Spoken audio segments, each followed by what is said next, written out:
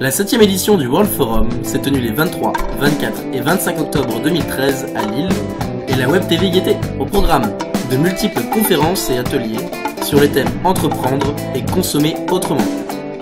Cet événement a regroupé pas moins de 6000 personnes sur 3 jours, avec en point d'orgue la présentation du master plan de Jérémy Rifkin. Voici en exclusivité les interviews des participants. C'est parti! Pourquoi avez-vous voulu assister au World Forum cette année? Alors nous c'est un projet personnel parce qu'on est de l'IUT de Valence, donc à 800 km d'ici, et un prof nous a conseillé de nous rendre à ce forum, donc nous y sommes. C'est une présence, je dirais, annuelle de la société Rocket, puisque Rocket est un des partenaires du World Forum depuis de nombreuses années. Alors moi, parce que je travaille directement à Réseau Alliance, qui est l'organisateur du World Forum, et que le World Forum, en fait, ça nous permet de donner un écho à tout le travail aussi qui est fait pendant Réseau Alliance, qui est fait par le pôle Bonnes Pratiques, donc qui répertorie toutes les bonnes pratiques de nos adhérents, des 220 adhérents de la région Nord-Pas-de-Calais, par le pôle accompagnement qui accompagne les entreprises sur les thématiques bien particulières comme la mobilité, l'économie de la fonctionnalité, les achats durables et bien d'autres encore. Tout d'abord pour connaître les nouveautés, les innovations, rencontrer des gens qui sont dans le même secteur d'activité que moi et surtout pour cet après-midi pour l'intervention de Jérémy Rifkin. Le thème de l'écologie a tenu une large place dans les conférences. Nous avons donc voulu savoir ce que pensaient les participants du World Forum ainsi que les personnes rencontrées dans les rues lilloises du traitement politique de cette thématique. C'est compliqué, alors sur la position globale du gouvernement, je pense qu'on peut aller largement plus loin, qu'il y a aussi le problème des lobbies qui est un vrai enjeu. Voilà, des entreprises qui sont très puissantes, pour qui ça n'arrange pas forcément d'avoir une écotaxe. Je pense qu'il faut du coup savoir se séparer un petit peu de ces lobbies. C'est pour ça qu'en fait le politique ne peut pas répondre seul à ces enjeux qui sont beaucoup trop importants, parce qu'ils ont leur pression d'à côté et que d'autres n'ont pas ces pressions-là, ils peuvent apporter ces réponses.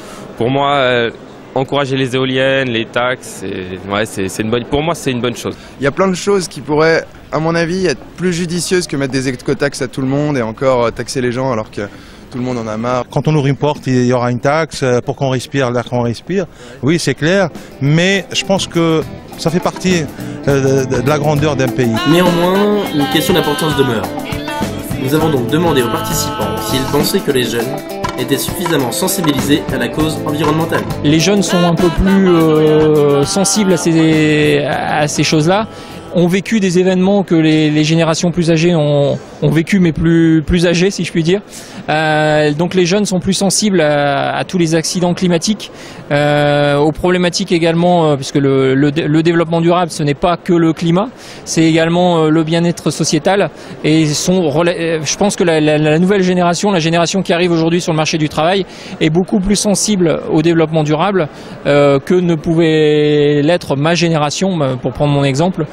J'espère et je pense que oui, ils commencent à être bien impliqués dans tout ça.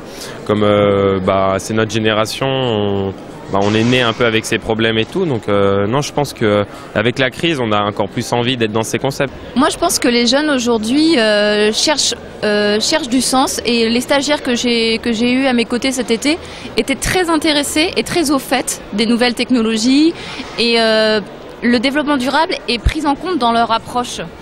Dans leur vie quotidienne, et je les trouve très concernés. En tout cas, il y a une volonté, je sais, des professeurs de mettre ça dans le débat, et la présence aussi de beaucoup d'étudiants ici montre, je pense, que la jeunesse est impliquée quand même dans ces notions de développement durable et de RSE.